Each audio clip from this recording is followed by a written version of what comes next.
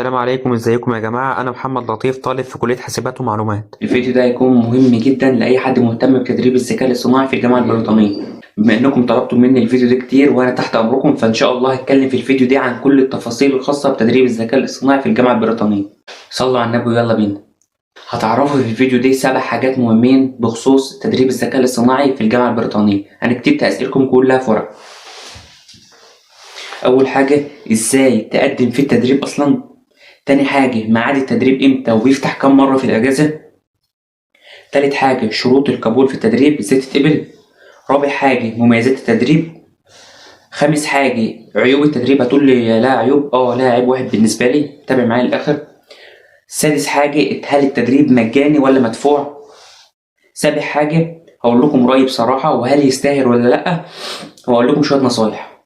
أول حاجة خالص، أنا قدمت ازاي؟ قدمت من خلال شركة ميديكس بس. تاني حاجة، ميعاد التدريب بيكون في الأجازة. بالنسبة لي أنا دخلت في أجازة نص السنة اللي هو في آخر شهر واحد، ورحت هناك حضرت 3 أيام بس. تالت حاجة، شروط القبول في التدريب. مفيش أي شروط، أنت في أي كلية في أي سن في أي سنة عام دراسي عادي هتروح تقدم وهتتقبل، وبنسبة 95% كل اللي بيروح هناك بيتقبل.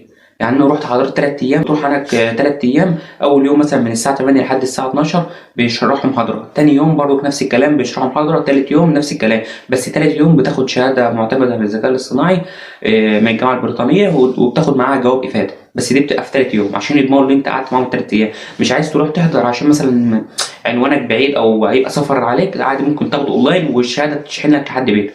رابع حاجه بقى بالنسبه للمميزات، فهي فيها ميزتين. اول ميزه وبالنسبه لي اللي انا اصلا قدمت في التدريب ده عشانها، اللي انا باخد شهاده معتمده من الجامعه البريطانيه في الذكاء الاصطناعي، فانا ساعه ما اجي اعمل السي في بتاعي احط الشهاده ديت في قلب السي في، هتعلي السي في في حته ثانيه.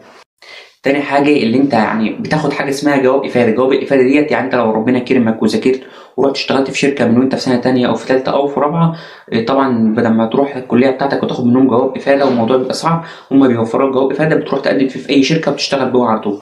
خامس حاجة، العيوب. بالنسبة للعيوب أنا عندي عيب واحد بس. العيب الواحد اللي هم ما استفدتش قد كده، يعني هم بالعقل كده، هم بالعقل هم 3 أيام تمام. يعني أنت هتلحق تتعلم إيه في 3 أيام؟ هم بيشرحوا لك حاجات بسيطة بس في الذكاء الاصطناعي، هتلحق تتعلم إيه في 3 أيام؟ بس أنا أصلا رايح عشان آخد الشهادة. هم يعني قالوا حاجات برضو مهمة بس حاجات يعني إيه، مش هشتغل بيها، يعني عادي حاجات بسيطة كده، حاجات في الأساسيات تمام.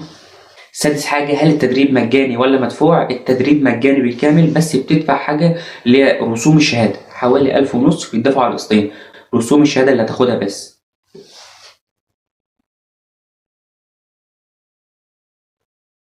سابع حاجة والأخيرة، هل يستاهل ولا لأ؟ بالنسبة لي يستاهل. أول حاجة بتاخد شهادة معتمدة، تاني حاجة بتتعرف على ناس كويسة في مجالك. عايز أطمنكم، أي كلية أي معهد يعني أي سن كله هيروح وبيتقبل، يعني أنت قدوم في الأجازة الجاية وهتتقبل. ده عاوز صفحة شركة ميديكس ابعت لي على الانستا وهرد عليك على طول. هي دي بقى. أخدت إيه أول ما رحنا هناك؟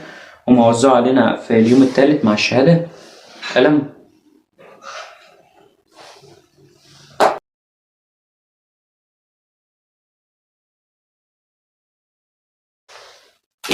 ونوت بوك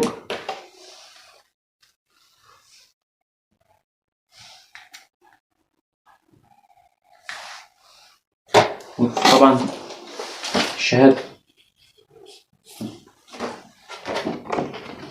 هي دي الشهادة. لو انت عاوز اي حاجه ادخل كلمنا على الانستا وتابعوني، علشان الفتره الجايه هتكلم كتير عن التدريبات والمنح الخاصه بالجامعه البريطانيه واي حاجه بخصوص البرمجه والذكاء الاصطناعي. فان شاء الله هكون اول باول، هعمل فيديوهات اول باول هنا على القناه في اي حاجه بخصوص المجالات التكنولوجيا عامه. فاعمل لايك بقى يا عم، صلوا على النبي.